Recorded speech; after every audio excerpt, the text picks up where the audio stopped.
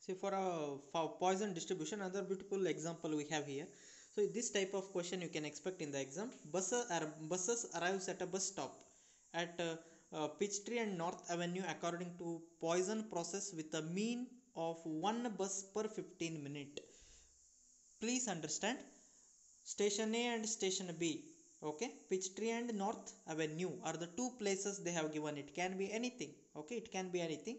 Buses arrives at the bus stop at Peachtree and North Avenue according to a Poisson process with a mean of one bus per 15 minutes.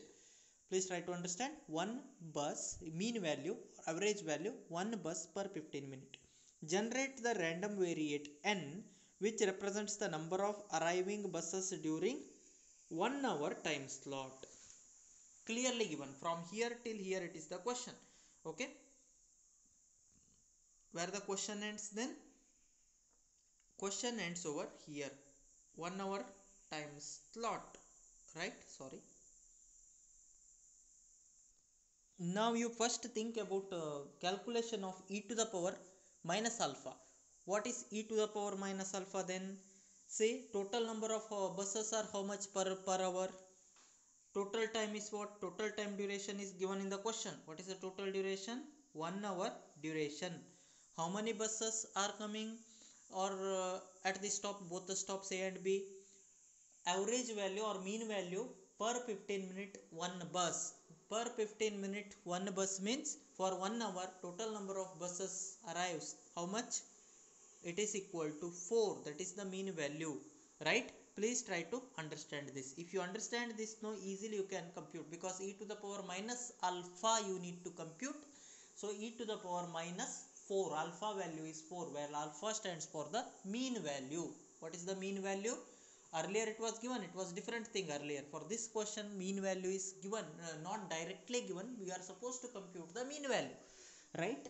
Mean value computation is very easy here, since per 15 minute, every 15 minute one bus arrives. So total duration given as 1 hour. For 1 hour total number of bus arrives equal to 4. So alpha value is 4. Compute e to the power minus alpha.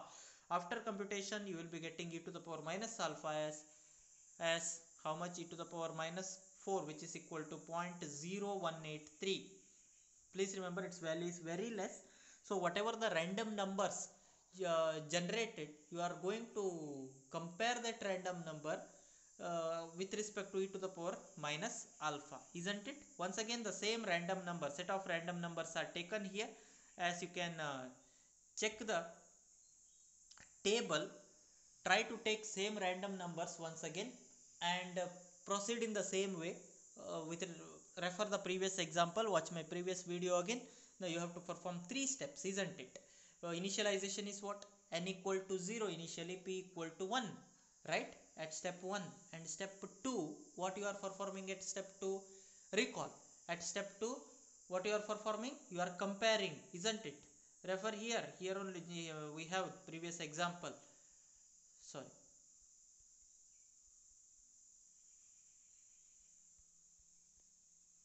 See, step number 2, generate a random number Rn plus 1. Replace p by p into Rn plus 1, isn't it? Then p less than e to the power minus alpha, then only we accept it, otherwise we reject. So Rn plus 1, the random number, same random number we have taken. So Rn plus 1 is what? Initially it is p into Rn, right? So random number 0.4357 into 1, 0.4357 will be getting. So same value, that is p, but value of p is greater than e to the power minus alpha obtained. What is e to the power minus alpha? 0.0183. If it is greater, you are supposed to reject it. That's it. Next random number is 0.4146.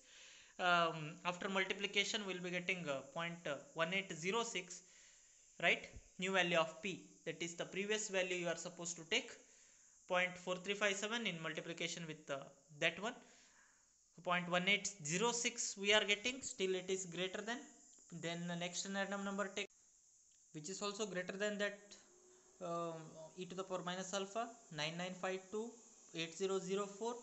7945. For 7945, what we are getting is the obtained value. We are getting the value of P as 0.095509. So value of P are decreasing, as you can see, right? 0.0955 will be getting. Still it is uh, greater than e to the power minus alpha, where e to the power minus alpha computed as 0, as you can see, 0.183. Next, 0.146 will be getting for the next random number, 0.1530, 0.0146 we are getting. Of course, it is less than e to the power minus alpha for n equal to 6. See, for n equal to 6, because already the value of n in the previous iteration, value of n, that is random numbers were rejected. That means you are supposed to increment the value of n by 1, take the new random number and obtain the new value of p. That is what, as per the Poisson distribution, the procedure you have to follow, right? Here it will be accepted, but see the procedure, right? As the value, the observation is what, e to the power minus alpha, as it is less, and that too depends on the random number. Okay, that too it is depends on the random number, the sequence of random number you take, right? When alpha is large, say alpha is greater than or equal to 15, the rejection technique outlined here becomes quite expensive. So most of the rejection cases or failure cases will be getting. But fortunately, an approximate technique based on the normal distribution works quite well. Okay,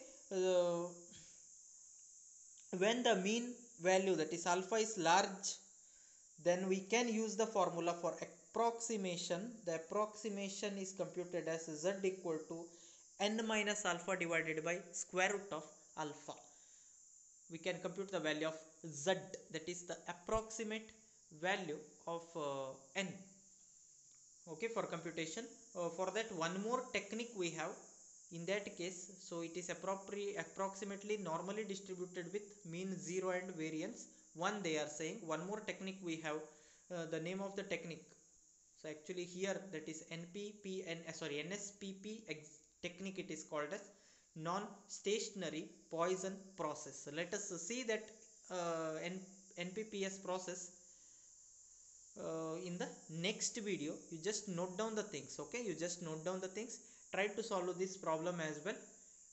8.9, example 8.9, page number the same page, that is 257. Let's continue our discussion in the next video. Thank you for watching.